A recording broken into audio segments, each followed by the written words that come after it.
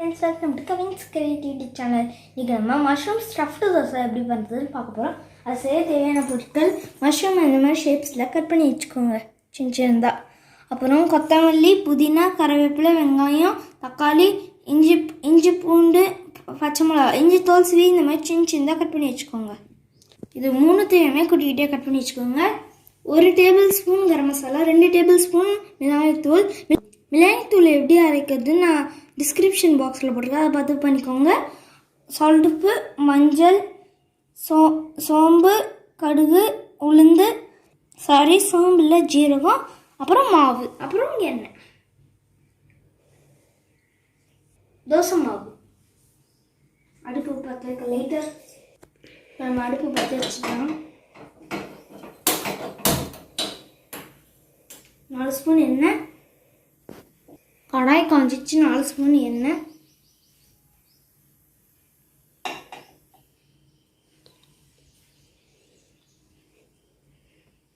இப்போ தாளிப்புக்கான ஐட்டம்ஸை கொட்டுங்க. இப்போ வெங்காயத்தை போட்டுக்கலாம்.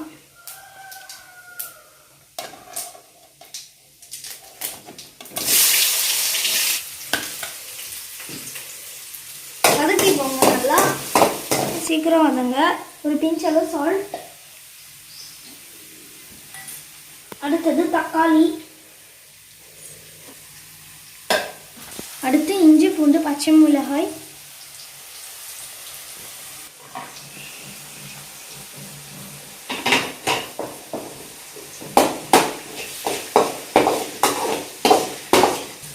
அடுத்தது மஷ்ரூம்.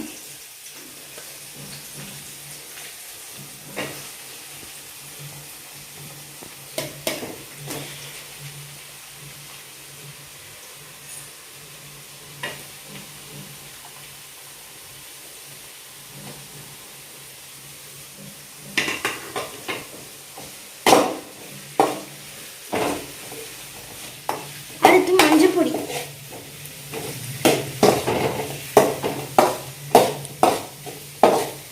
மஞ்சள் பொடி போட்டது நல்லா வதக்கணும்.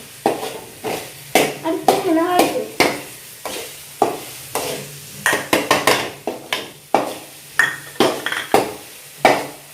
அடுத்து கரம் மசாலா.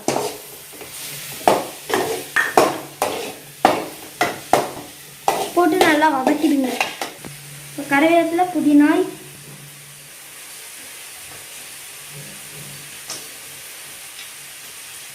நல்லா வதக்கிடுங்க.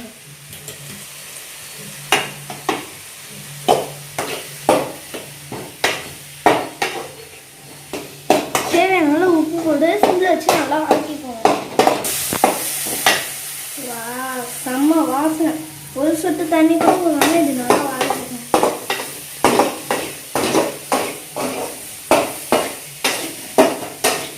கொத்தமல்லி தூவி இறக்கிக்கணும். ஸ்டஃப் பண்ணுறதுக்கான மஷ்ரூம் ரெடி. நம்ம தோசைக்கல்லை பற்ற வச்சுக்கலாம் அர்த்தம். ட்ரையல் கட்டட்டோமா? இப்போ கல் நல்லா காஞ்சிடுச்சு.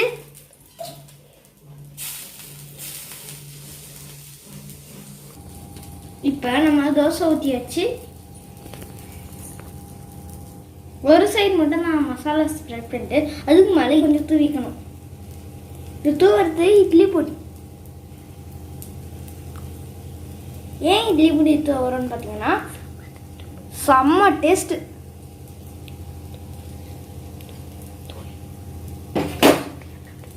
சுற்றி எண்ணெய் விடுங்க.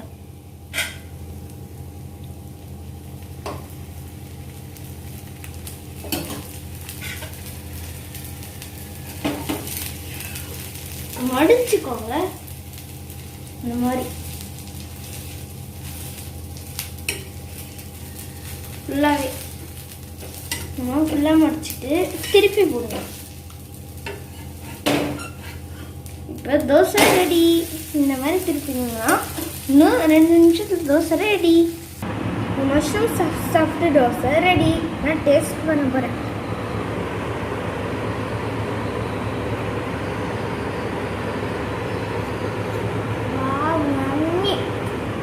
மசாலா பொடி, இட்லி பொடி போட டேஸ்ட் இருக்கு, செம்மையாக இருக்கு.